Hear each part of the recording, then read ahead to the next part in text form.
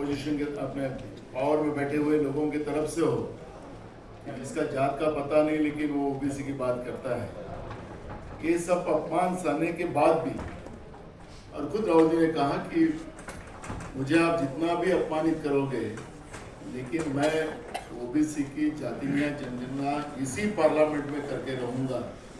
ये दावे के साथ, हिम्मत के साथ जिस व्यक्ति ने की है उसको उनका पूरे तहे दिल से मैं स्वागत करता हूँ। महाराष्ट्र की जनता की तरफ से स्वागत करता हूँ। मैं सबसे पहले हमारे साथी सबल जी हो, अजय जी हो, हमारी बिटिया हमारे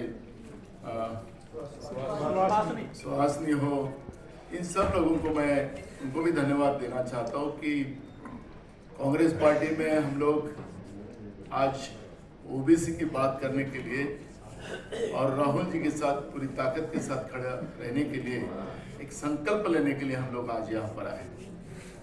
मुझे याद है कि हम लोग कॉलेज के जीवन में जब हमारे महाराष्ट्र में, मैं महाराष्ट्र की बात करूँगा, कि हमारे लिए जो शिक्षावृत्ति जो मिलती है वो महाराष्ट्र में नहीं थी। मैं जब पहली बार एमएलए बना तो एमएलए बनने के बाद मैं तो विलासराव देशमुख जी हमारे यहाँ के मुख्यमंत्री थे और मुख्यमंत्री सुहासनी ने मेरा परिचय थोड़ा सा गलत करा दिया, मैं उसी को रिपेयर करता हूँ।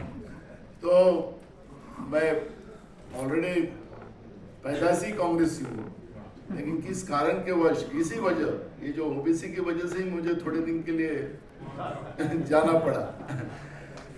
तो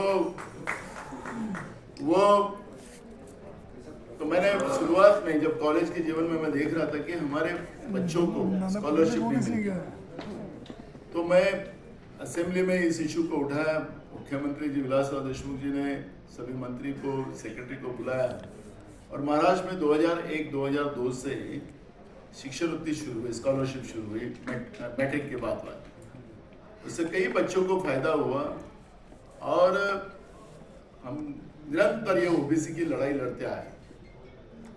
मैं जब राहुल जी के आशीर्वाद से स्पीकर बना, महाराष्ट्र विधानसभा का अध्यक्ष बना, और 2021 में जब हमारे देश का सेंसस शुरू होने वाला था, उसके पूर्व हमने उस इशू को, मैंने खुद स्पीकर इस नाते से मैंने वो प्रस्ताव विधानसभा में लाया।